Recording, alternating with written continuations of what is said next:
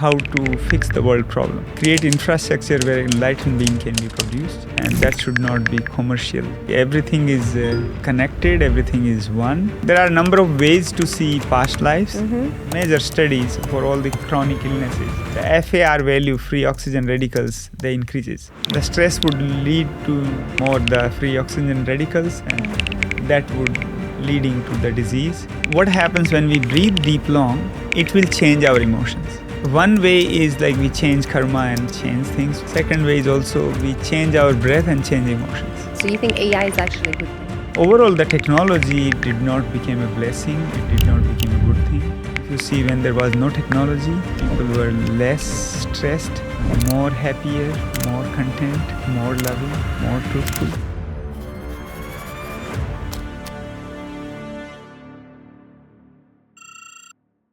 Hello and welcome to Wellness is Life podcast. I'm your host Natalia and Naila, and today's guest is a true living master of meditation, inner transformation, and Himalayan wisdom. Monk Swamiji has spent over 30 years meditating in the caves of the Himalayas, exploring the depths of consciousness and uncovering insights that most of us can only dream of. In this conversation, we explore his incredible life story from meditating for 9-10 hours a day as a child to experiences that shaped his mission today.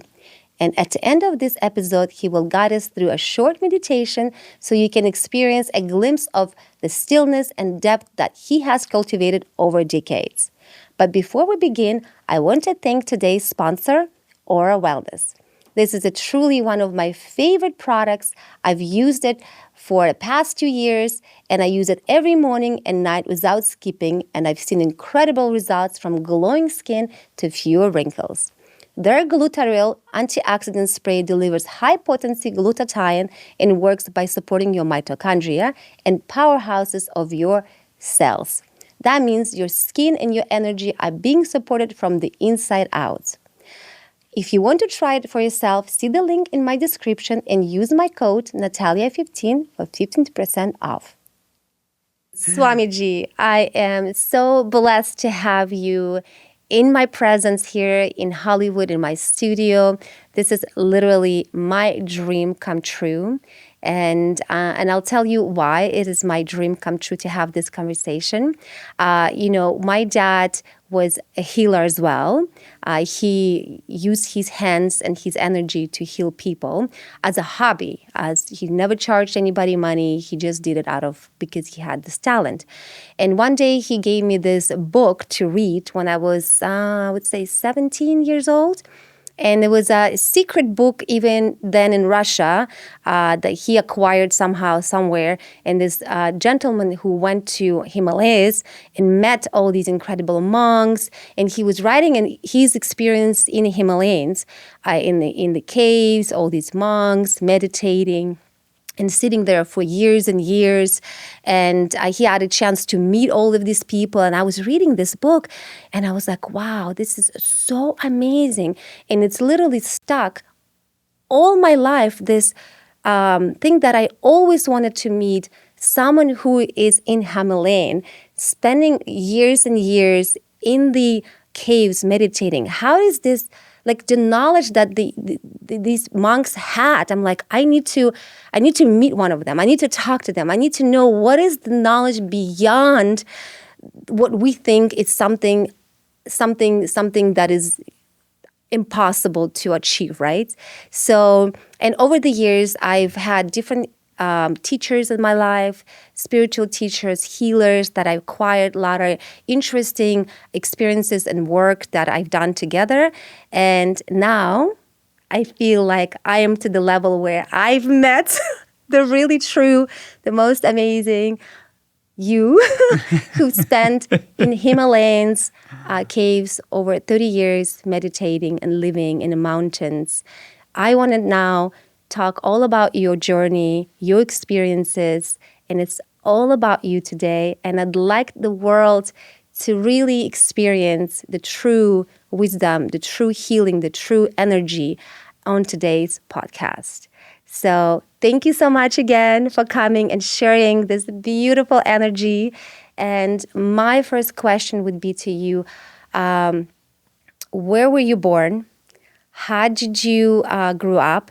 And I know from your story that you told me at 9 years old, you were introduced yourself, first of all. You followed your parents on the bus to meet a guru. And from that, your whole basically life started. So please take it from here. It started as I was born in India, in a state called Rajasthan, and a district called Ajmer, in a rural area. And my parents were going to meet their guru, and so they were not taking me. So I hid myself behind the bus. And when the bus reached to the next town, then they realized that I'm also here, so then they can't drop me. So they took me. And the guru, it was his guru from the Kabir tradition. He was giving initiation to, there were thousands of people. So my father put me also, and he whispered something in my ear, and below his chair, he asked me to sit and chant that.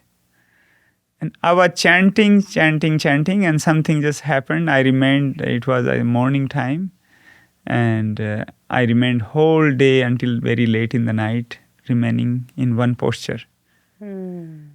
And then I became the talk of the town because people were passing by the guru because they were taking initiation and they were seeing him.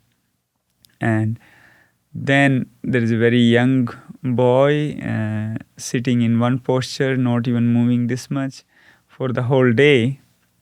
And I became the talk of the town that something, he went into samadhi or some deep experience of meditation. That is so beautiful. Then my father was asked by the guru that this boy has indication of a good monk. So give this boy for the monkhood. And my father was like, oh, he's yours, only take him. Maybe he didn't realize what it was, but it's just like he said like that. And my mother was started to cry, and we don't want to give, and he's you can take other children, and he's very, very loving. And how many brothers or sisters you have? Son. I had 3 elder brothers, no sister. So you were the youngest one. I was the youngest one. Yeah, of course. The mom didn't want to give you away.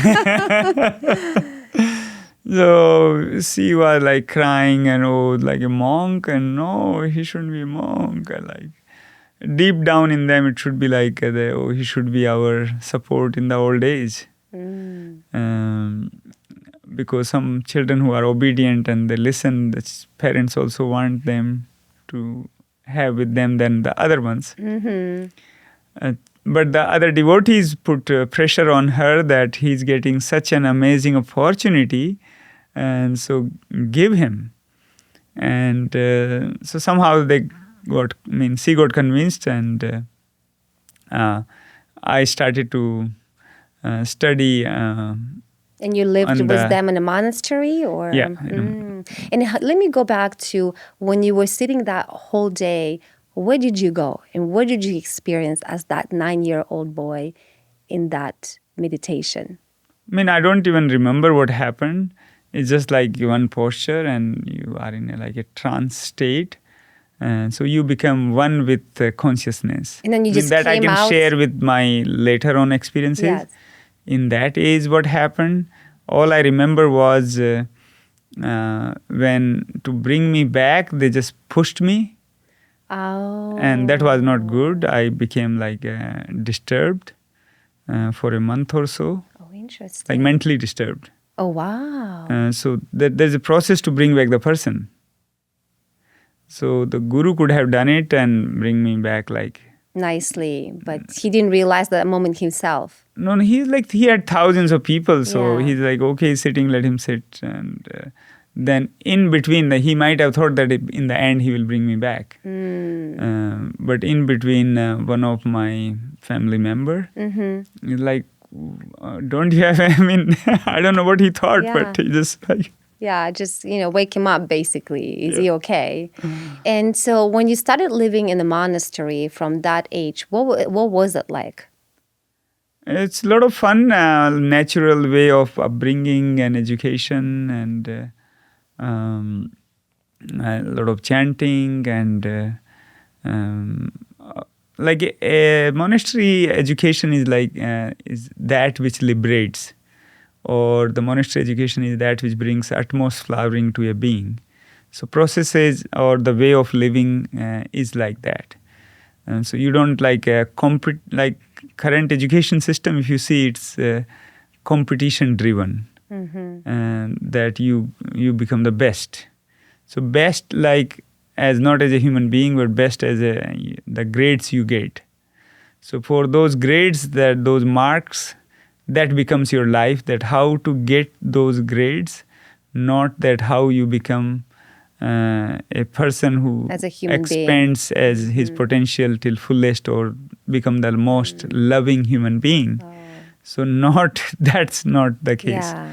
But in a monastic education system, and that is also not remained like 100% how it was supposed to be. India had that Gurukul system, which was destroyed by the Britishers, and brought a British classroom education system, which was inefficient, insufficient, impractical. There's nothing practical you learn and apply in life, just theory you collect, and that theory is very, unuseful. Yeah, and very in day-to-day rule, life. very rule dictatorship, kind of like this is how you're going to go in life, and this is Right. what's going to happen to you, instead of being this openness and learning who you are and learning how to open up your heart and love. And so in that monastery, usually would always be boys. Would there Yes, any all girls? boys. No, just All boys, boys. all boys. Why is that? I always had a question. Why is that they would choose monks only boys? There were monks which would be both together, but in the monastery I grew up, it was the only male. There are ways of transformation.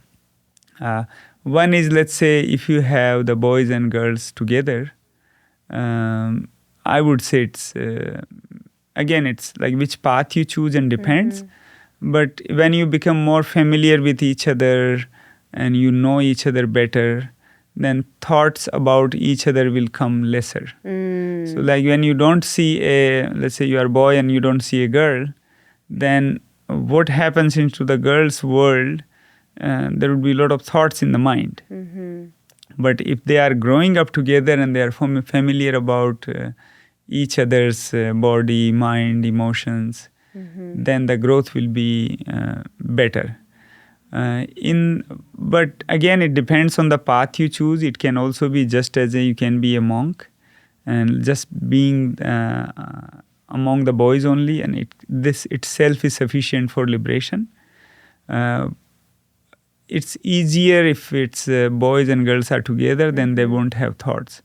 Like a lot of these studies beings are conducted, and a lot of monks also would have like more thoughts about women and like if sexuality and those types.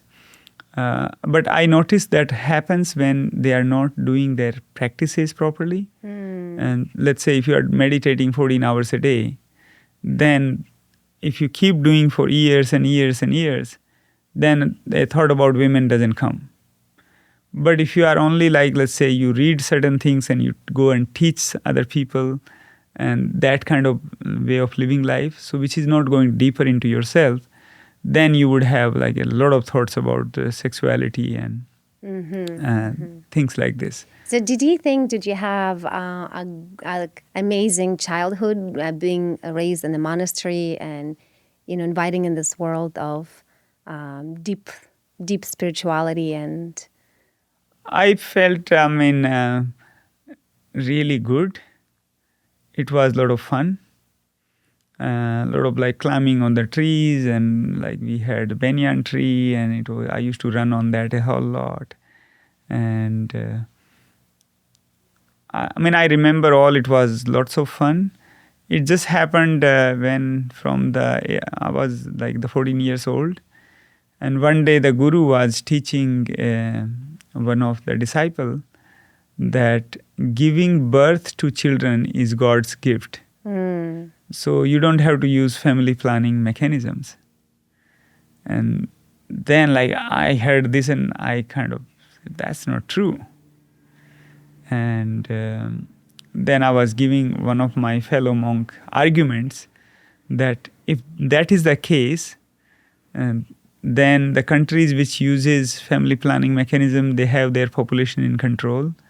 And a country like India, which has so much of population, and it's more. So those were my logic on those days. So if the God is that powerful, then God can create human, God can create this earth, God can divide the ocean. Anything God can do, then why like God cannot break a condom? And the family planning mechanism should not have any effect. So that was just like on my that age and argument. So I was just sharing it to my friend, but then he told that to the guru that I was saying like this. And for him to listen to this was a bit too much. Wow, what did he do? He just, kicked me out. So he asked you to leave monastery. No, it was just like it's as a father, you scold children. And so he just scolded me that day. And he just asked me to leave. And I said, I can go and I can meditate in the Himalayas and do more deeper practices than And here. that's when you left? No, it was night time and it was very cold. Wow. And I was just wearing like, okay, this is your, like we have these malas. So you take this and you take these clothes and I can go with nothing. And but when I came out, it was very cold and like where to go, because when you have no clothes, then you feel very ashamed. You can't go to anyone's house if any woman will see you naked like this. Wow. So I saw there were cow and buffaloes.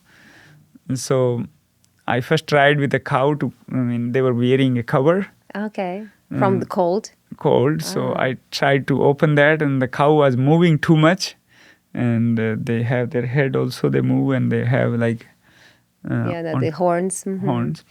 So I tried then buffalo, and buffalo didn't move much. And I used buffalo's cover to cover myself. And so that's how you... Then I saw one place, a corner. And so I thought maybe I can sit in that. But then there were so many mosquitoes. Then from there I went to another friend of mine who was in some other place. And I told him this is what happened. So then I asked him, give me some money so I can go to Rishikesh, Haridwar. What's that? It's a area where the Himalaya foothills are, and it starts. So I wanted to I asked him that I want to go to Rishikesh. And so there was a bus service from there to Haridwar, which is nearby cities. And the other bus conductor didn't took money from me, and he asked me that I have this problem going through, and you bless me for that. And I went for free. Monks, people don't charge monks, and they respect. So I had it was 20 rupees, so maybe from current perspective, it would be around 25 cents. Oh, wow. For you to survive, to eat and get a shelter. No, there was I know. It was nothing, basically. For India, it's something. And I ended up into Haridwar, and on the banks of the Ganges, I started to meditate. And then anybody will tell me, they go, okay, here is an enlightened person. I will go and ask them questions. And then anyone in the area, I will hear this person is enlightened, true or false. I will just reach there to seek something deeper. And like this, the Himalayan journey started. And then I would meditate on anything and everything, like whatever they will tell. Okay, 14 hours you have to chant this mantra, and you will see, Mother Ganga, Ganges river, so the deity of that. Yeah. And I will sit on the banks of the Ganges and chant whatever the time they will tell. Like generally it's like 14, 16 hours. And I was like, I passed 6 months, 8 months, now 1 year. And all I know is that, okay, 48 beads are still remaining.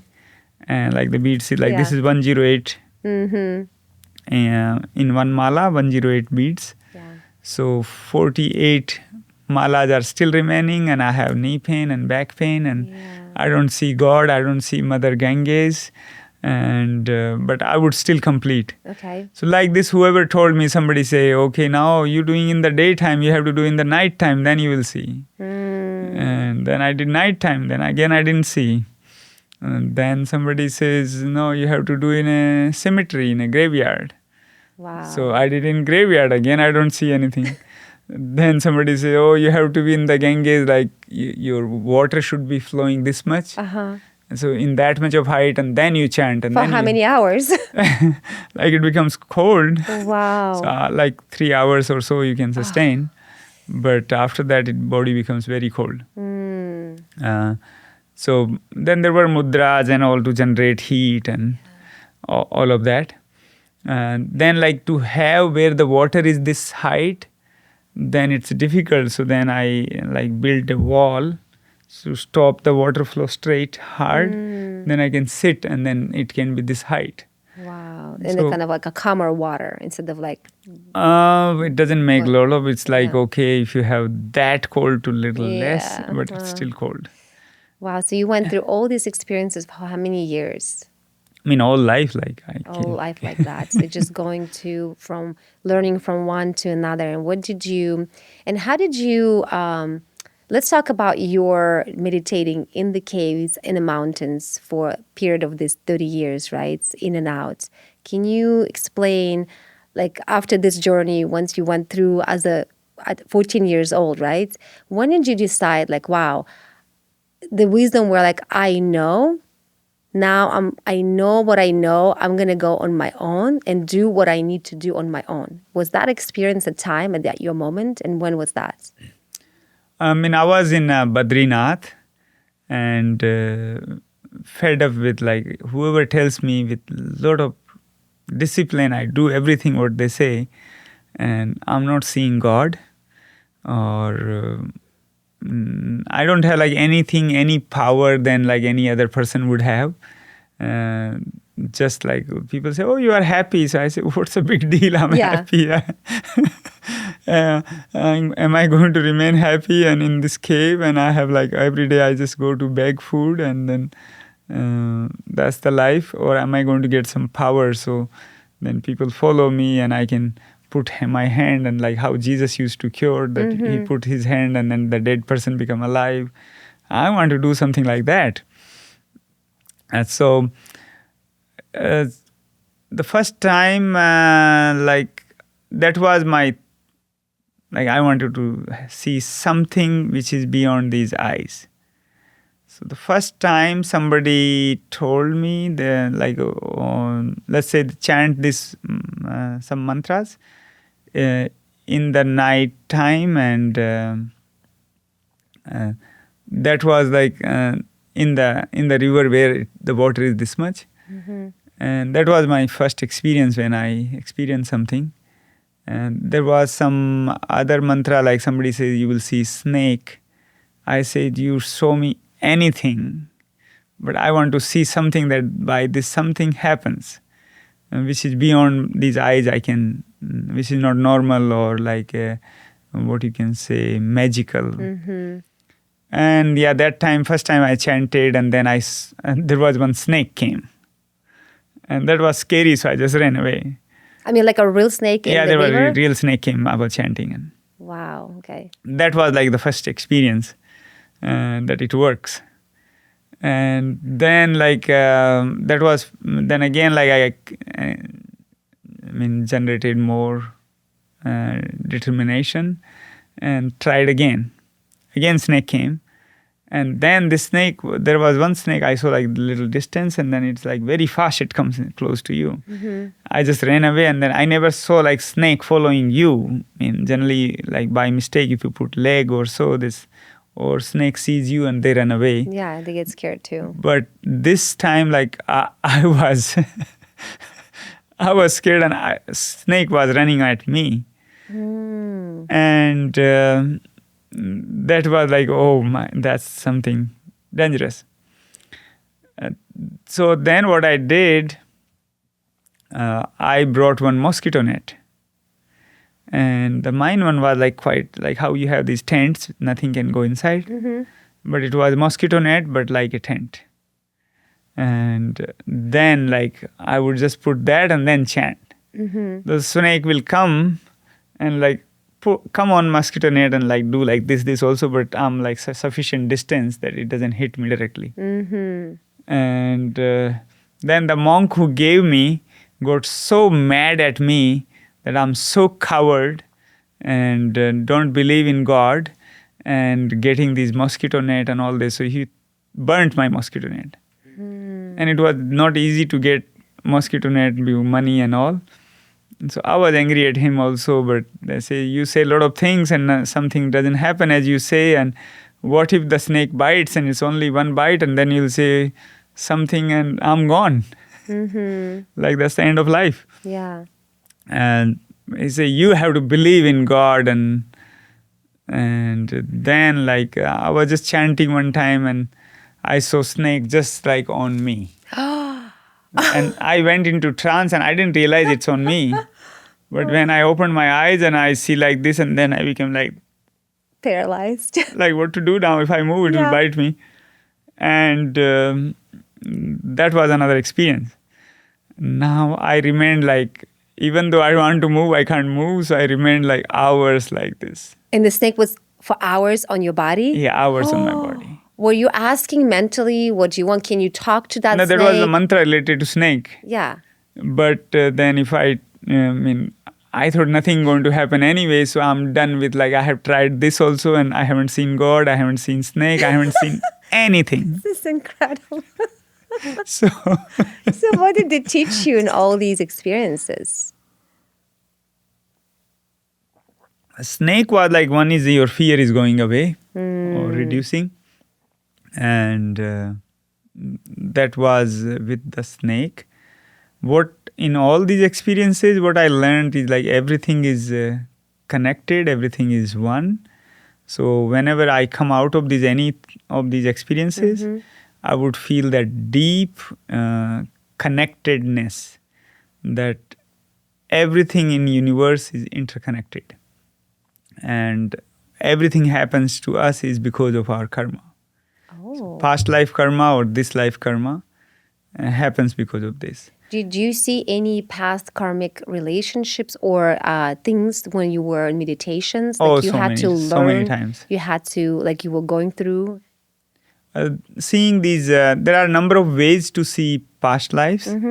So one is like how I see here in the West, which is common that you lie down and another person is guiding you. And then you reach, first like relaxing the body, relaxing the thoughts, relaxing the emotions, and then taking deeper. And then going to a point where you say that now you are on a point, and after this what you see will be your past lives. Yeah, it's like a hypnotism, like right. Hypnotizing. I've done that. So that is one way, but in that like sometimes you can just like, if nothing coming, you might just say it even though it's not there. Or sometimes the therapist, what they want to show you something, so they could just push you that. Manipulate, like yeah, use like their own, don't you see this? Yeah, don't you see so that? And you like, start imagining. You done the session, yes, so yes. you done seen something. But this also is in some way effective, and it's good. But these are like the cons, pros and cons of this. And what's the cons and pros? Cons is like you haven't been to those past life, but the therapist just like pushed it. So you maybe you don't need it, right? You when you come out, then you don't say that, oh, I haven't seen anything. Then like they don't make money. So they would like insist that, oh, you have seen these. Those were your past life. Okay. So that is a the con side of it. The other way is 6 months you stop thinking forward. Generally, we as a human being, we think forward and not, the back experiences, those comes, but generally our thinking is like what next and what will be in future and those things. And so we have to start thinking, stopping that and think everything backward. And what do you mean by thinking about your past Everything experiences? of past, yeah. Even like, okay, so you're suggesting we now... No, just to see those lives. Oh, okay. So this is a 6 months practice that you start thinking backward. And then after the 6 months practice, you can even say like, let's say 10 years from today, on this date, when I entered to the studio, my left leg was in front or right leg was in front. Oh, wow. That much of detail you can go and you can figure it out. And that's all in meditation. Yeah, after this practice, then you sit in meditation and then you can see that. You can see all that stuff. So that's like another way of doing it. Then third one is like through the chanting, and then through that you connect to your past lives. And then you can see like when you were the not human, like in the animal kingdom, or when you were even trees, or even when you were stones. Yeah. So, or of course of this lifetime, whatever in the past. And that opens, and when it opens in a fraction of a second, in few minutes, you can see so much more. And so that's like another way of seeing the past life. For that, this practice is of around 14-16 hours every day, and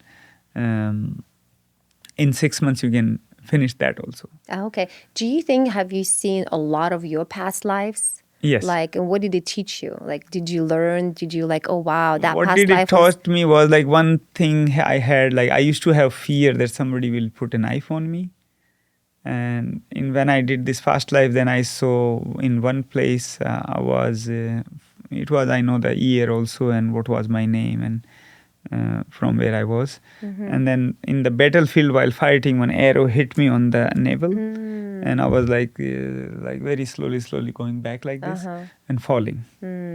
So that when I saw that in past life, and when I came out of that past life experience, then that fear, the fear related to somebody will put knife on me, that went away. Interesting. So like this, whichever the past life I saw, they were very helpful in like what all we did in our past life. So same mistake, we don't make it again here. And so that was the biggest gain of the past lives.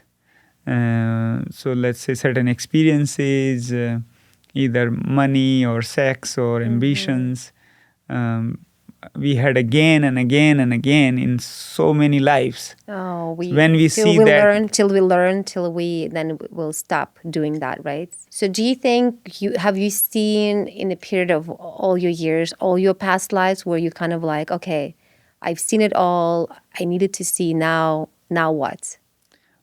All cannot be, it's so many lives. Yeah. Like if this consciousness, as per the, like let's say NASA now, the measure is on 4.5 billion years. At the time of the scientist Carl Sagan, it used to be 1.5 billion years approx. And so now as the more time is passing and they are measuring the time of the universe, now they reach to 4.5 billion years. And in the Hindu tradition, the Brahma's one night is of 8.4 billion years and one day is of 8.4 billion years. So the Carl Sagan also mentioned that only the Mayans and Indians, they calculate in millions and billions of years. So Mayans consider the consciousness into millions of years, and the Hindus considers into the billions of years. Interesting. So now that is the discovery which NASA had by now. but that could, as the time passes, it would from 1.4 billion to now they reach to 4.5 billion. So it's going growing. forward It's more growing. and more. All right, so let's go back to. There's so much I want So to talk why I was to. sharing about this was because the lives are so many. So seeing all the lives, I didn't saw like all, but you can see many of them, and then their relation and what you did in this, so we don't make the same mistake again. And also with which people, what relations you had, whom you are meeting now, all those can be seen. So from that perspective, we can learn Interesting. that how to utilize in this lifetime. Yeah. And not to repeat the mistakes, and we lead the life towards our life purpose. Wow, it's beautiful. So I want to talk to you about your orphanage house, monastery that you have in Himalayas, and can you talk about how did you organize that? How did it all come together? A friend of mine, Anil Kumar Monga, he's such a generous giver all his life. He's giving like, right now we are serving 16,000 free meals every day to the most needy people In India. in India. So Beautiful. around 10,000 happens in Ludhiana and 6,000 happening right now in Delhi. And the vision is to take it to 100,000 in Wow. coming years. And he's providing. So all the money is given by him. Wow. And the money for the orphanage and everything is given by him. It's so what if you see the situation of an orphan, orphan is when you become homeless. So when you are homeless, you see the situation how the crazy they become. So we had like children, when they come, they are like breaking the glasses and they are so violent. And but now I'll show you their pictures. They look more happier than the normal children. Yeah, when you bring him to your monastery. Monastery, and then we raise them as to be a good human being. And then there is we have to lure them. But now the system is already set. So anyone who comes new get adjusted with the existing system. But just imagine like when you have 100 children and all are crazy. So to lure them, I needed to do a lot of work. Like first I made them dance so hard and that they would just like have no more energy left. So every day making them like dance. Do you guys play music? Like it was popular? really like nice beat. Yeah, okay. But I allowed whatever song they wanted to play. Oh. Many of them were vulgar and this and that. And for how many hours? Like 3-4 hours. Oh, wow. So crazy dance for 3-4 hours. And initially it used to be difficult, like even they were at the dance floor and then they are talking to each other. So then I divided them into the teams and put a captain of each team. So in the team, like that's a family, and so there's a father of the family, that's the captain. And so then awarding them and who performs better, and each team member, and the father of the family then takes care of the family. And so like this, there's some children who were well and given them the responsibility to be fathers. So then I don't have to handle each one of them. Right. Like right now there are 107 children. So then they are managing themselves. And some listen to girls more and the girls listen to the boys more. And so all those things. What ages are our kids? From 1 month to 18 years. Oh, wow. So when they become 18, then they leave the orphanage. And you have the ladies monks, or what do you call Yeah, these we ladies? have 7 assistants who helps them. Yeah. So, and they're cooking, they're looking after there's them everything. after all these 107 kids right now at the moment. Yeah. Wow, it's beautiful. Like even these 7, I consider more number of staff, but we're keeping it. Yeah. Because the senior children, they should take care of the junior, Right. and Makes sense. they themselves can take care of each other. And what kind of education is that in that space? There are a lot of, let's say, when we divide them into the family, then in the family they would share, okay, this is my life purpose. If they don't know what is life purpose, then say, at least I don't want to do this, I want to be happy and joyful. Okay. And so, and with that, okay, I want to be whatever. Do you want to be doctor? You want to go in army, or you want to engineer? And so, if my life purpose is this, then like to achieve this, what all I do, and what are the activities I'm doing, which is like we call it wholesome deed and unwholesome deeds. So we keep like love, truth, honesty, purity, contentment as the base, and then they can. There are processes which makes them or transmits these values of love, truth, honesty, purity, contentment in them. So they would share that, okay, today I did this, this, this, and these were in alignment with the life purpose. So one children shares, and then others makes the observation of it, and then they give their feedback. That let's say 5 children in one family, then they would give that, okay, whatever you shared is right, or something you are oversaying or undersaying, and then each person shares and they all give feedback. And there's an adult who oversees that as well. So that's one is the good, the best among that. So we call him the father or the mother of the family. And then the teacher gives the final feedback. And then there is an atmosphere of growth, like everybody wants to grow. So the psychology is totally changed, and then everybody notices every small behavior. And we teach them about the behavior also. Yeah. And but you still have math and reading. Yeah, and they have basic everything. stuff. Yeah, basic stuff. But then you condition them to become a better human being in whatever their goals in life or their desires, or even like, I believe a lot of people on this planet, they don't even know what their true calling is, or what you just said, their purpose in life.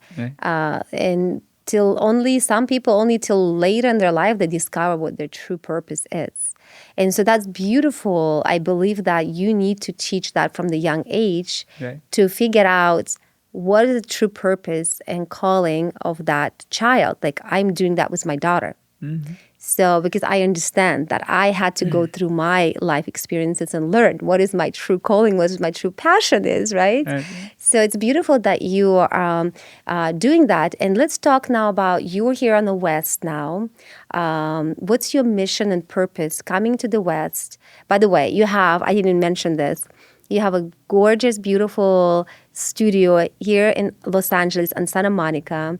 Anybody here, anybody wants to come, please visit your studio. You meditate there in the morning, every evening for 3-4 hours. Plus, you have all different workshops, dance classes, all different workshops that you do. And you also heal there. You do help a lot of homeless people, which I'll ask you that later. But what's your mission? I know you came to United States to help with the education, and you went even to Washington, D.C. to talk to Cory. He's a senator, and you are guys putting some policies together. So please talk about that. Senator Cory Booker is an amazing human being, and he wishes to make the world happier, joyful, loving. And I discussed with him, and he really liked the idea where they can pass a bill from the Senate, and then it applies to all the schools in entire U.S., where children on school level can learn how to take care of mental health. So they are more peaceful, loving, truthful, honest children. So by design, when you are that centered, that loving, and having those values in you, then rest all other things falls in place. So using this bill, like one can reduce, let's say, so much of money is being spent on, let's say, healthcare. So instead of getting a disease, we can have prevention mechanisms. So you learn on school level how to be healthier. I mean, of course, certain things are right now also being taught, but there is a much more to be taught where they can choose from what should be their daily routine with respect to exercise or with respect to food or with respect to work plans or with respect to sleep, and how they can manage their stress in a manner that they have no stress or very little, and whatever they have, how to reduce, and reduction of anxiety or reduction of depression, or how to sleep better or focus sharper or heal the relationships. And you would suggest that a curriculum introduced maybe once a week or a couple of times No, a it week, should be like or every day they learn every how day. to take care of the mental health. So it's not like there's hardly any cost on this. I mean, the teachers need to be trained, but the reward of that is phenomenal, significant. Like if you look at the data from the US CDC, youth between 18 to 29 is having 51.6% either anxiety or depression. That's true.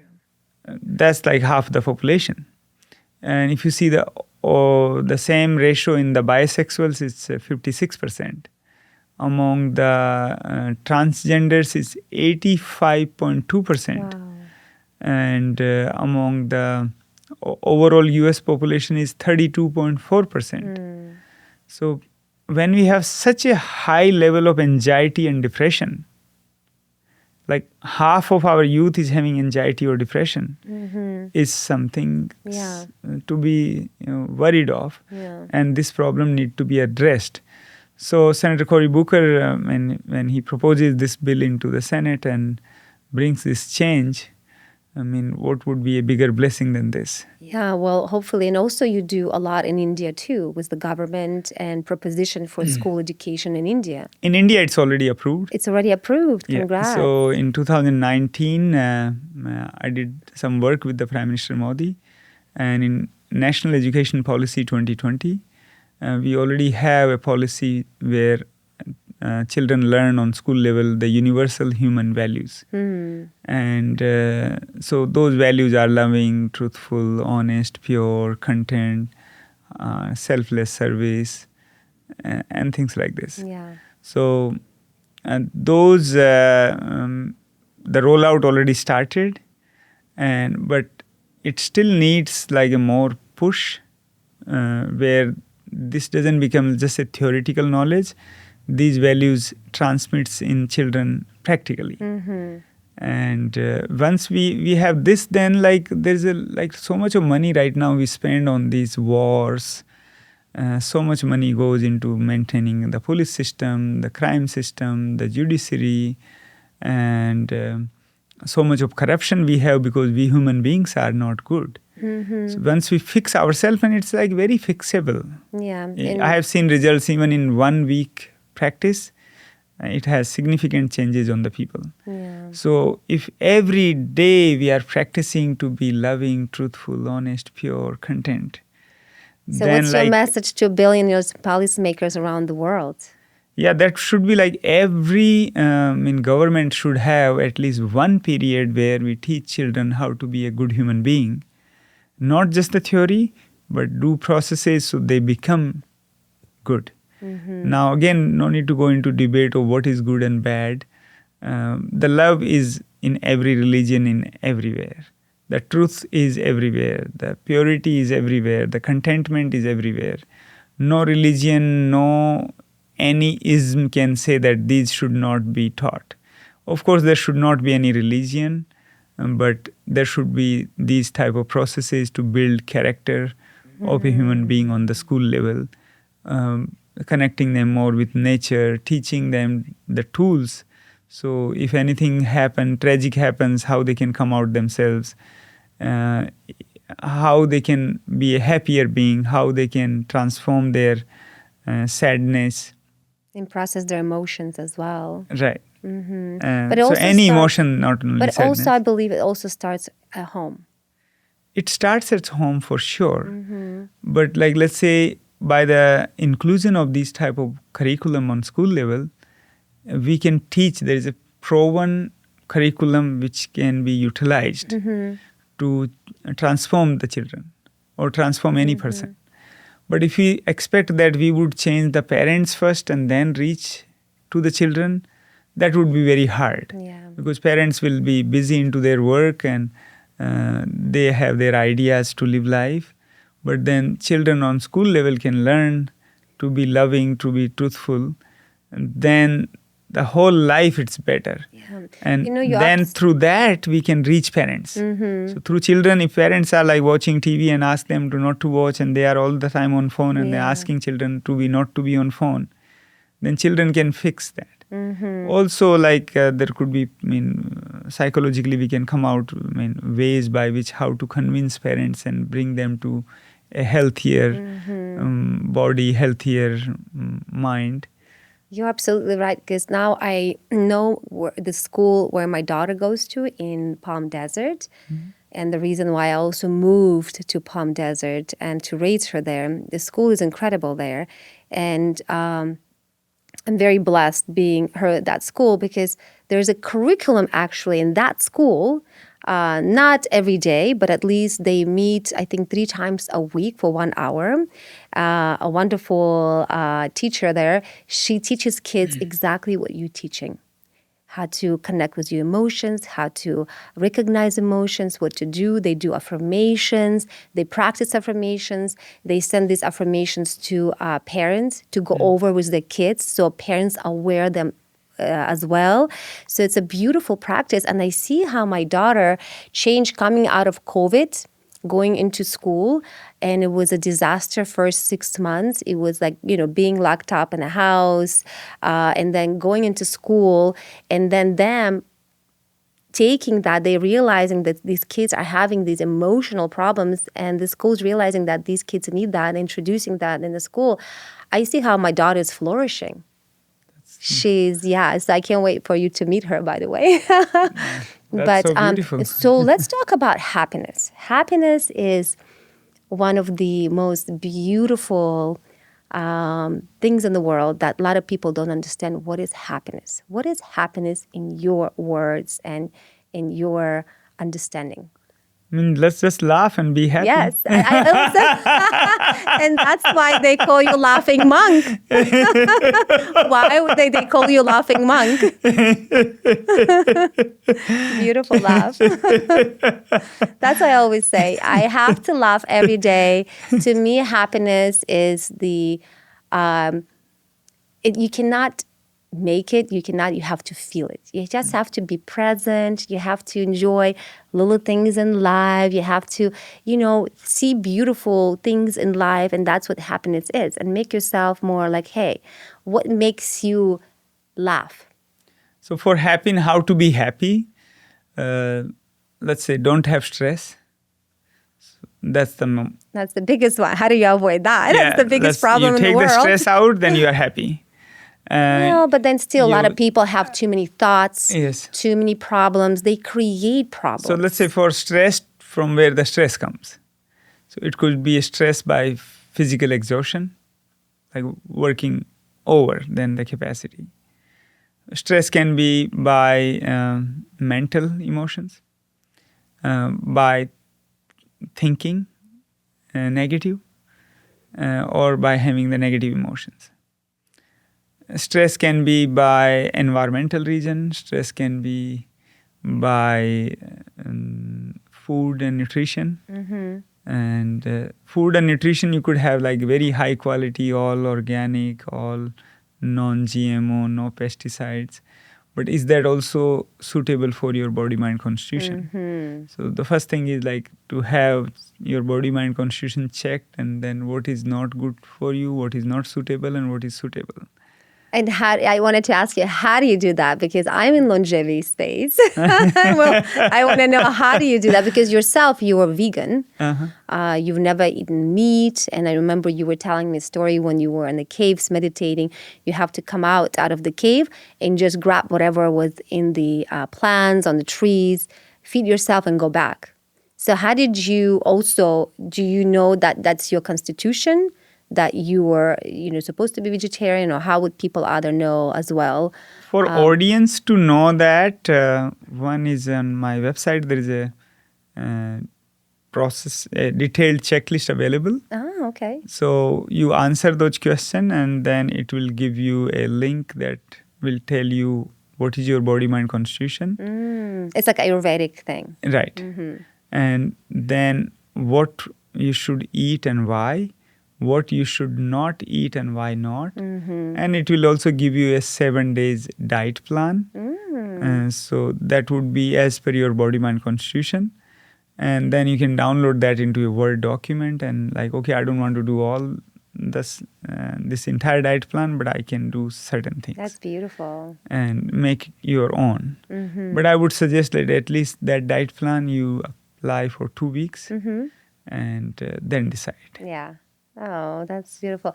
Okay, so going to That's happiness. one thing. For happiness, like let's say we were discussing the stress factors. So for the some, let's say, mental factors. Let's say you are working in an organization. Financial stress is always there in the mind. It doesn't matter how rich the person is, they always feel like, okay, I could have had more. Then there could be some technology overload is a big stress factors. And the conflict between the teams is another big stress factor. If there is any organizational change management happening, then that's big stress factors. So like this, there are many like relationship issues. Yeah, family, kids, just being overwhelmed. Right. Even a lot of moms are totally, depleted. Right. So how do you cope for with that? the stress would lead, if you see in major studies for all the chronic illnesses, the FAR value, free oxygen radicals, they increases. So the stress would lead to more the free oxygen radicals, and that would leading to the disease, and disease are leading towards shortening the lifespan or fatalities. So for this, first thing is take the stress out, and for stress to be in control, have a exercise plan. If you, instead of gym, if you do yoga, like for example Ashtanga yoga, that would be more deeper in eradicating stress or keep making you more happier as compared to a gym. Yes, for sure, go to gym if you are not doing any exercise is better than nothing. But if you prioritize in that, then you will find the asanas will bring mind more in control than the gym. Because there is a systematic way of raising the Kundalini energy and reducing, of course, the stress it would reduce. And then they have a plan for your diet plan. So with exercise, then the food and nutrition as per your body, mind, constitution. And third thing is have like a plan for sleep. So the sleep also, like we can master it, where 3 hours sleep is sufficient. That's how many hours do you sleep? I sleep 3 hours. That's because you do meditate a lot. And that helps. Yes, you pretty much kind of like go into this sleep mode. But if a person who works, do you think 3 hours is? No, I would say whatever is fulfilling your sleep as much needed. Yeah. So 7 hours, 8 hours, whatever. But let's say tonight you do this practice of Yoga Nidra based on the chakras. So the chakras are more deeply connected with the other associated body parts. And if you relax the chakra and clean the chakra and strengthen the chakras, then associated body parts will also get cleaned and strengthened.